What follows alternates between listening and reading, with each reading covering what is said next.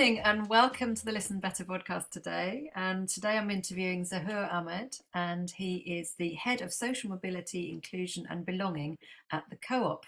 And I'm really pleased to be talking to you today, Zahoor. And first of all, I'd love to kick off. I mean, you've had some extraordinary experiences working across fire and rescue, the Royal Mail, financial services, and now you find yourself at the Co-op. I'd love to find out from you what the culture is like there and how that might differ from other sectors you've worked in. It's interesting. I think there's one of the name titles within my sort of job is looking at belonging. And when coming into the culture, as far as Co-op is concerned, I'm kind of reminded of something that Jane Austen once wrote. She said, all happy families are the same, but all unhappy families are unhappy in their own unique ways. And what I find with a lot of places where I've worked is the areas which are challenging are unique to them. They're unique to the culture that's been built up around where they are. One of the things that I found with Co-op is that it's a really strong positive culture. There is this kind of social value ethos which runs through its DNA. And it was one of the things that really attracted me to actually come and join the Co-op. What that means is to be doing the work is relatively painless with regards to acceptance. So there are many organizations where I've gone into where you have to start with a business case. You have to actually convince people that why the work is important. And people often like the idea of having someone like me in the organization.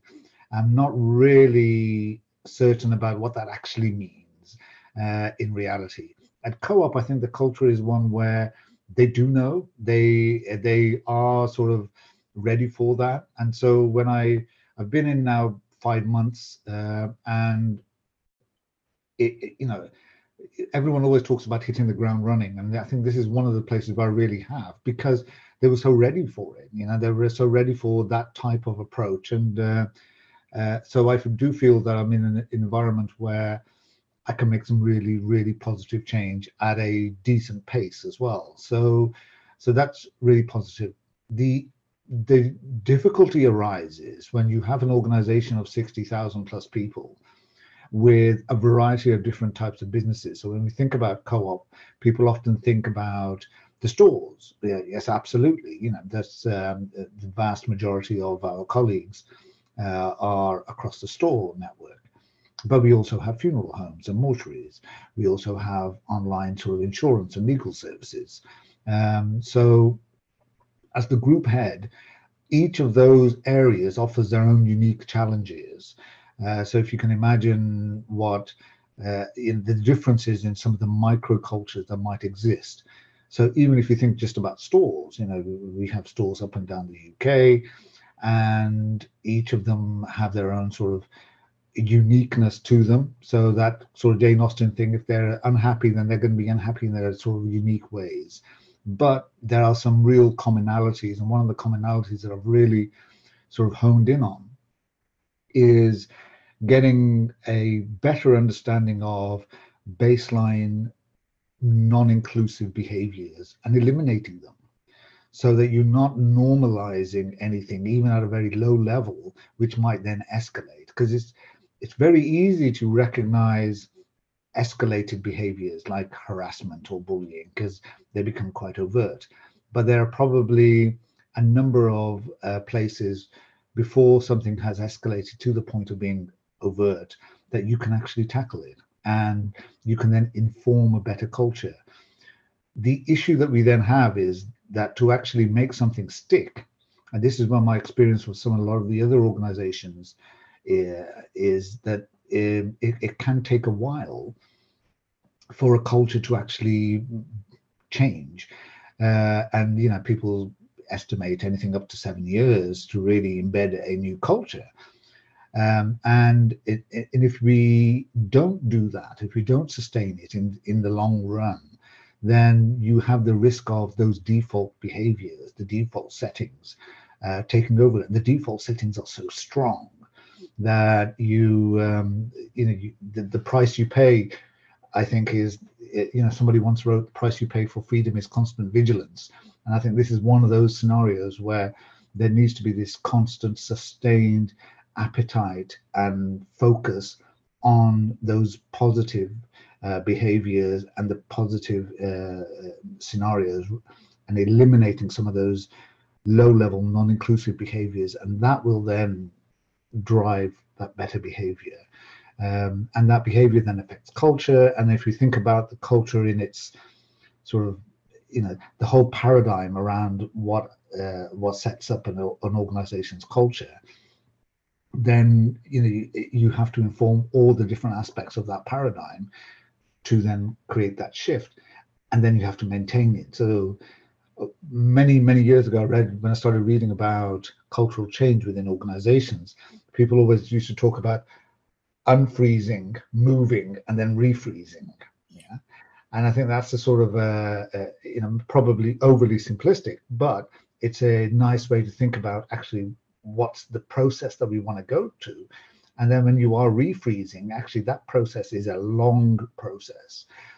So you're establishing new norms, you're overcoming default settings which probably have developed over decades, and in the case of Co-op, over a century. So those sorts of scenarios are interesting. Thank you. That's such a rich picture you've already painted for me. And I wanted to come back to something you said. You said that you've hit the ground running and that they were ready for the type of approach that you bring. And you described yourself as someone like me. So can you just give me a few pointers? What is your approach? How do you start? We know you've hit the ground running, but what have you been doing in these early months?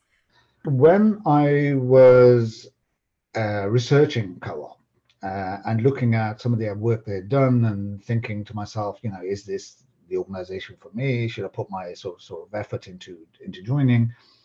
There were a number of documents, statements that the organization had made, and one of them was around these 24 anti-racism pledges. And that was really interesting because that had almost come out of the work that they had begun doing following the murder of George Floyd. What was really interesting with that for me was that, having been through, and experienced that process and seen how, George Floyd's murder had affected people's opinion on structural inequality and structural racism, and then also reflecting on the similar types of conversations that were being had during the Macpherson report at the end of the inquiry into Stephen Lawrence's murder 20 years ago. It just, I thought there's lots of parallels there, and how have we progressed? And one of the interesting things with what Co-op were doing was that there was this real focus around anti-racism. And that then, and the whole scenario around, critical race theory and a deeper understanding of structural inequality. So that attracted me. Coming into the organization, what we find is the organization is really focused on that ethical basis. But like all things, there's a whole range of different foundational elements that we actually really need to absolutely shore up. So if we go back to, D&I 101, the legal case, the moral case, and the business case. The legal case essentially requires a whole range of elements to be absolutely on point consistently. And one of the, I suppose, failures that many organizations have is that we might have really good policies and processes in place, but there will be a inconsistency in the way that it is experienced by colleagues. And my focus immediately coming in is, okay, where are the inconsistencies? How do we shore up those inconsistencies so that what we are doing in the ethical space will then feed up into a high-performing organization? So a high-performing organization is one where you've got the diversity, but also you have strong inclusive practices, and you've got to marry the two up. So the vision that I've presented now to the exec board is one around achieving that high performance. But to achieve that high performance, first, you must have a really strong foundation, and that is so. So the focus is both upwards as well as back down into some of those basics, and making sure those basics are really tight and consistently understood. I've called it elevating the narrative, and it is about creating the capacity and also the competence to understand exactly what those basics are. That's where a lot of my focus has been. And to be fair to the organization, they've come on board with it. It's been relatively painless. Really interesting. In preparing for this talk, you mentioned to me that you felt there was no blueprint, there was a lack of blueprint for organisations wishing to change, and the challenges that leadership have in addressing ED&I. So, can you elaborate on that? How do you lead a diverse team? What advice and recommendations would you give?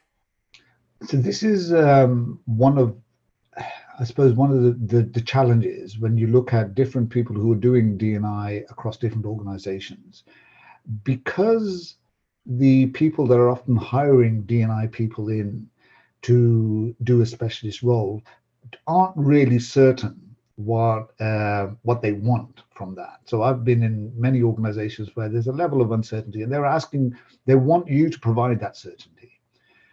And to be able to do that, you need a level of experience. And because there is no blueprint, you're often then at the whims of leaders who might have a view as to what that means. So, for example, high profile events is a classic one. Yeah, people like high profile events.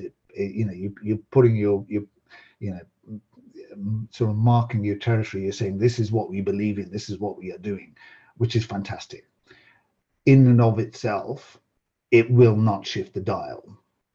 And that's where I think the challenge is. So, people can say, well, we've spent hundreds of thousands of pounds on A, B, C, and D over the last sort of 12 months. Why are we still not got representation? Well, actually, that's a different issue. So there's a complexity around D&I, which we have to then understand, because what you ultimately have to do, you have to run a number of different almost programs in parallel to each other.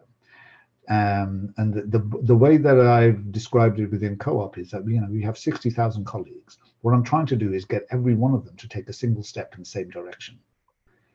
And if every one of them takes a single step, it's not a great deal for them to do. But across the organization, that's 60,000 steps. Yeah? That is incredibly powerful as a movement. So the whole becomes more than the sum of its parts. But what we must do is we must understand what the parts are that we need to shift the dial on.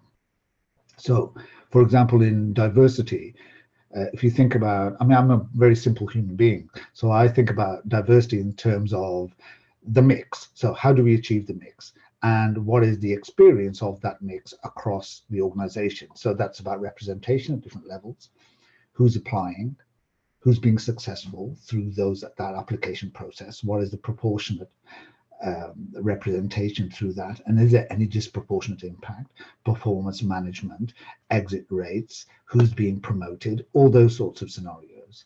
Inevitably, when you start unpacking that, you have data gaps. So, which is, and putting together a sort of a program around how we tighten up some of the data that we have is not as sexy as bringing in, a high profile speaker, but it's essential. It's essential because that's going to provide you with the intelligence, and that's what is going to be help you to shift the dial. And it will also tell you when you've shifted the dial, because which is also equally important.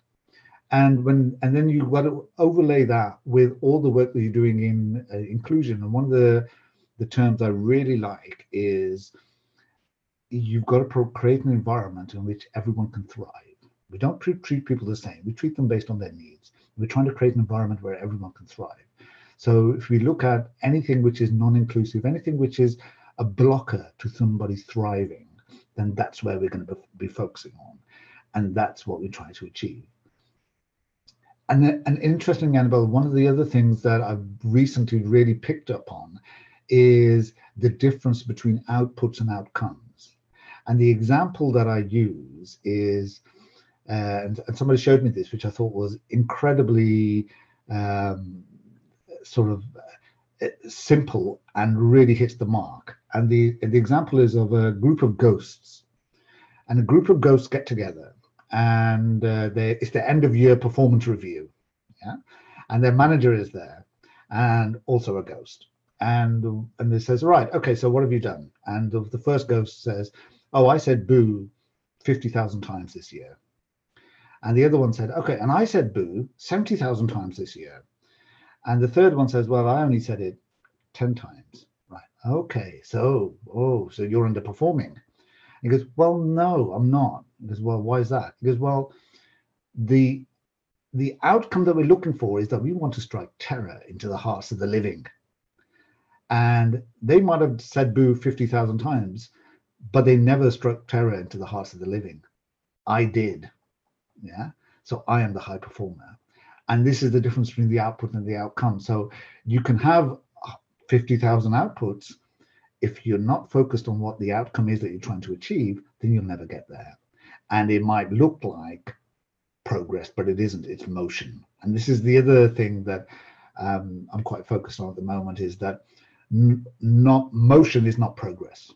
Only progress is progress. Yeah. So we have a lot of motion, and it's a lot of wasted motion because you're not focused on the outcome. Yeah. And I think that's a really, really good way of thinking about it. So when we then go back to the blueprint is about understanding what are the outcomes that you're trying to achieve. And there's no silver bullet. So, for example, I recently launched a program around inclusive hiring within Co-op. And the caveat that I put to it is that this will be about 60% successful. Yeah. What that means is that 60% of people who will undergo this intervention around inclusive hiring, it will affect positive change. But we will need to do other things for the other managers that it won't affect. Yeah. We need to either, embed it further. We need to think of other interventions. We need to look at quality control around decision making. There's a whole range of other things that then play in as well. And you've got to have that level of ability to pivot and produce interventions. So there's no one intervention is going to fix everything. Thank you. You mentioned shifting the dial several times, so it's always heartening to hear that there's measurement in place. What's good going to look like? You mentioned 7 years potentially for culture change to take effect before the freezing aspect needs to happen. So what's the vision for you at the Co-op, and what's good going to look like? So we conducted our first impact assessments in Co-op when I arrived, based on a process around some people changes that we were doing. So I thought, well, let's conduct some impact assessments, and let's look at what the disproportionate impact is. So the first thing, if you turn it on its head, like most things, when you think about what good looks like, it means the absence of something. Yeah. So first of all, it's the absence of any disproportionate impact in our systems and processes. So what that then demonstrates is that you don't have structural inequality for whatever reason. So the first thing I'm trying to shore up is actually eliminate any disproportionate impact. Then what that then goes, and again, remember I'm talking about all these things running in parallel. What that then talks about out of that is, okay, so what are the things that we are positively trying to influence? Well, we're positively trying to influence more proportional representation at all levels. Yeah. So, for example, we have, I think, about 7% ethnic minorities in our leadership population, which is, it's not bad. It's not great. It's better than where we were. And what we are finding there is that there are applications, of people are applying, but actually the turnover is so slow that actually, shifting that establishment is going to be a long-term thing. So what are the immediate things that we could begin putting in place which will demonstrate that we are progressing? So we want to demonstrate progress. And the immediate thing, and this is where we've got objectives being developed for 2023 for every single one of our exec board, which are then operate as a golden thread throughout their span of control. And the thing about recruitment is that actually let's look at all the new recruits across 2023, and let's look at how proportional that representation is for new recruits. Yeah, because that will be the first indicator that you are beginning to shift some of the establishment figure.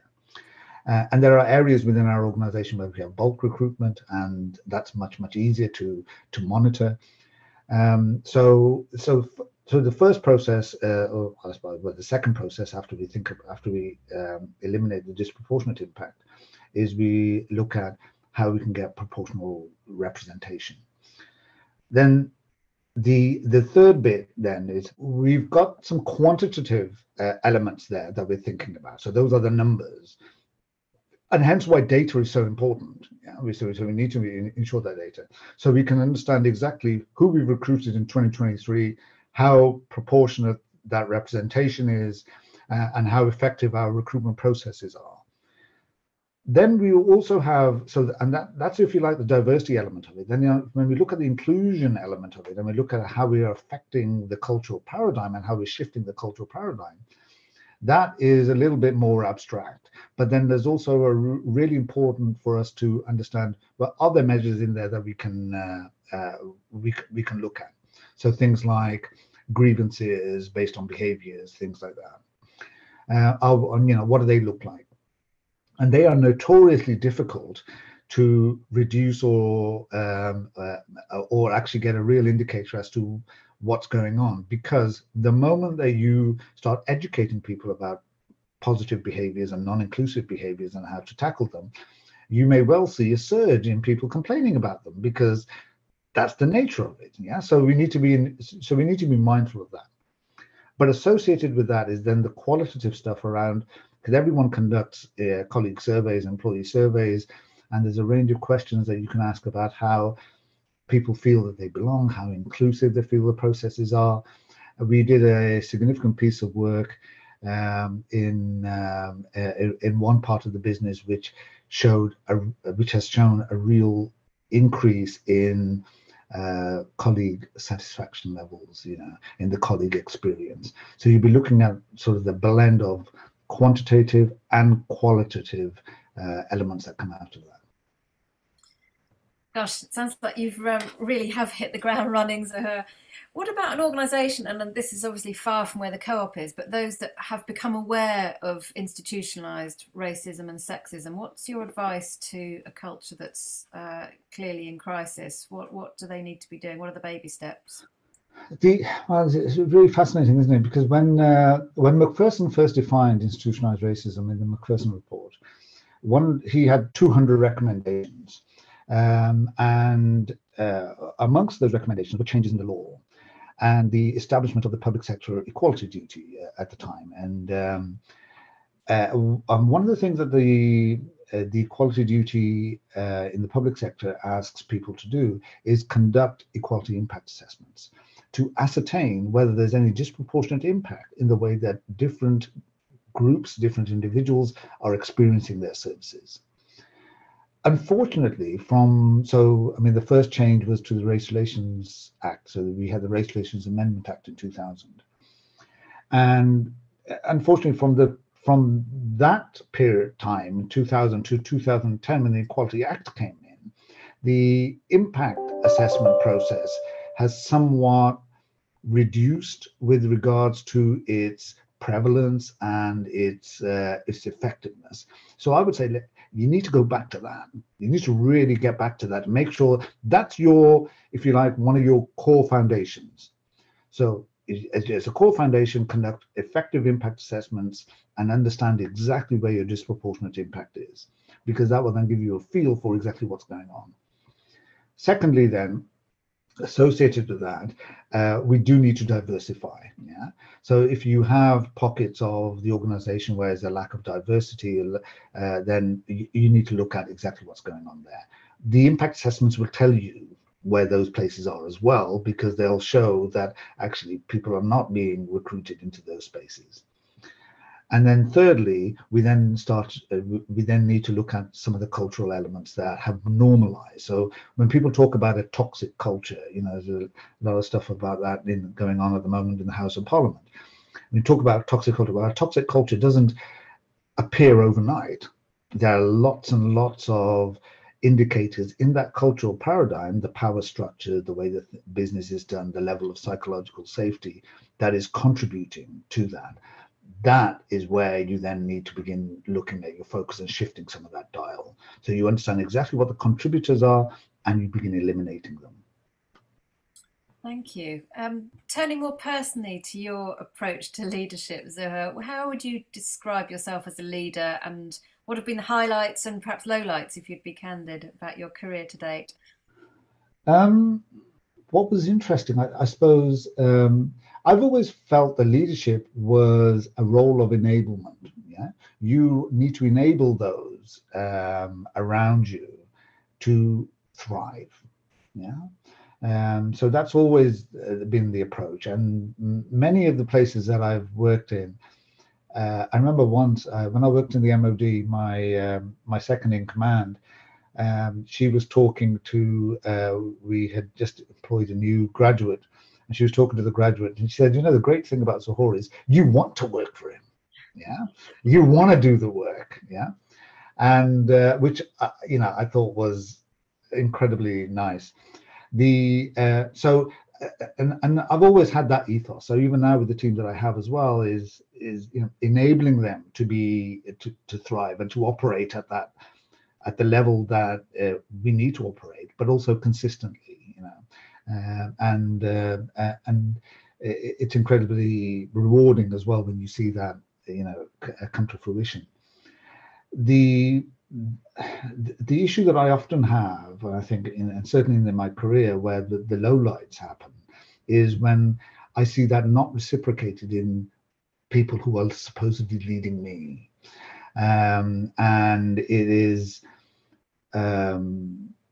disheartening. I mean, some of the points at which I've encountered the most amount of microaggressions and micro inequalities and just this kind of sort of latent racism against me was when I was in the highest positions in my career, and I reflect on those times all the time, because I think, well, what could I have done in that period? And actually, what had happened is it had been normalized for me that this was how I need to operate. So I became more resilient, I became tough. I expected it, I responded to it without losing my cool, all that sort of stuff. But it did me no favors in the long run. So and coming up through my career, apart from one manager in the mid-90s, a guy called Patrick, who was fabulous, I never had that. So every point that I went into, I never had a mentor, I never had a coach. And it was only very, very recently, I mean, we're talking the last 12 months, where I have found a leadership coach who really speaks to me. So it's, that's where I feel a bit sort of disenchanted by some of it. But that makes me more focused on making sure that I don't do that with the people that are working to me. Yeah. Yes, I think one's own difficult experience often inform how we then treat others. I absolutely resonate with that. Yes. Yeah. So who have been the major influences in your life, and how so? This is an interesting one. Somebody once asked me, who are your role models? And I don't know whether I have any. I find that question really hard to answer, because there were people that I remember seeing as a child who I thought, wow, this is everything that is great about me, about where I come from. So, and I'm particularly thinking about Imran Khan, the cricketer and politician, uh,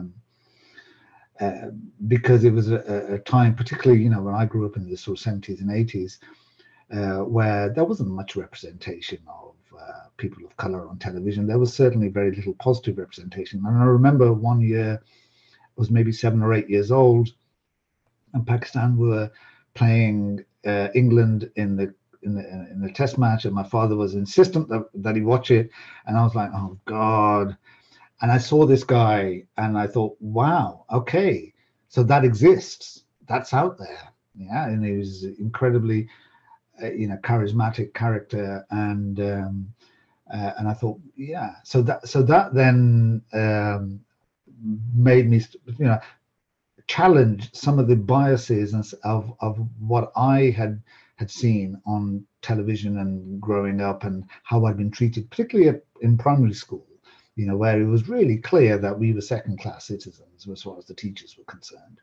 And then even into to high school as well, the amount of sort of racism, and there's the latent acceptance of that racism in ourselves, me particularly, was not positive. So when I was having those conversations with my father, for example, if I ever told him about any of this, which I rarely did, he would say, well, son, you've got to accept that.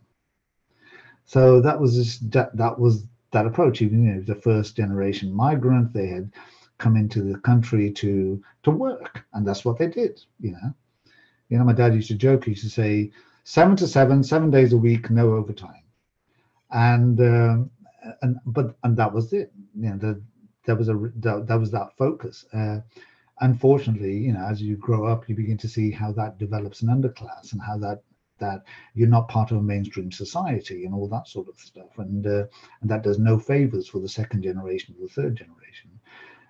So now, when I have children of my own, unfortunately, some of those experiences are still repeated amongst them. So I was particularly concerned when my older two, who are now 18 and 20, when they were at primary school, because I thought they were super bright. Yeah, they were super bright, and they were reading. The house was full of books, all those sorts of things, and we were having fantastic conversations. But the teachers in primary school only ever marked them as being average. Yeah, they were just middle of the road, always middle of the road. The teachers were lovely. They weren't racist. They weren't. Yeah, they were lovely. Yeah. However, they were only average. Then they took their SATs, and their SATs put them in the top 1%. So what was that? What was that was going on? Yeah. And so that means, well, the battle continues, the challenge continues. And I'm, it enthuses me when some years after that, my son came to me. He was 15 and in year 10, and he said, Abu, you do a lot of public speaking. I said, yeah, well, occasionally. And he said, right, I need you to teach me. I need to give a speech. I said, oh, what's this for? I want to run for head boy. I thought, wow, I wouldn't even have thought of that in my wildest dreams when I was at school. So there was progress, So he did this wonderful speech about resolutions and UN resolutions, and it was really clever, and I was really quite impressed. And he eventually got deputy head, so that was good. That was progress. So there is progress there. He had the confidence to be able to go up and do that, and it was great. Yeah. Gosh, I find myself being very moved by that story. Yeah. Where do you get your hope from? Because to be in the role you are, I'm imagining you're needing to inspire, stay positive, deal with the daily battle of headlines and the terrible stories we hear. Where do you derive your energy, motivation, and hope from? What are your I sources? Yeah, I suppose it must always be from the people around you, you know. So anytime I go into an organization, I create incredibly strong friendships, and from people who sometimes are need someone to listen to them, and sometimes they need somebody to be the nucleus around which they can orbit in a safe, psychologically safe environment. And I create some really strong friendships. And because, ethically, people, there are a lot of people that have that. And so, and that gives me a lot of hope. So coming into co-op, for example, I immediately made some great friends. People immediately were genuine, and wanted to work with me, support the work that we were doing, and that makes it worthwhile. And so you're always able to pick up the phone. So for example, some of the power structure. I say power structure. The leadership within co-op is incredibly positive. So from the chief executive, Shireen, her door is open to me. We've had some really interesting conversations around race and around inclusion and what it actually means, right through to the chief people officer, who, again, I feel I can talk to her about anything. So those types of things are there, and I feel that they are also in a position where they understand the expertise that I'm bringing, and they want to make sure that they are enabling in whatever way they can, which is what makes me so positive about working at Co-op. Actually, for the first time in the many organizations that I've worked in over the years, I feel more positive today than I have done in probably well over a decade. I think that might be a good note to end. And how lovely. That's better than a Christmas ad for the co-op for you to be saying something like that. So I can well understand why you attract and create such strong bonds and friendships. Just having talked to you for 40 minutes, I completely get that. Thank you so much for your time today, and look forward to meeting you in person in real life at some point, I trust. Thank you, Randall.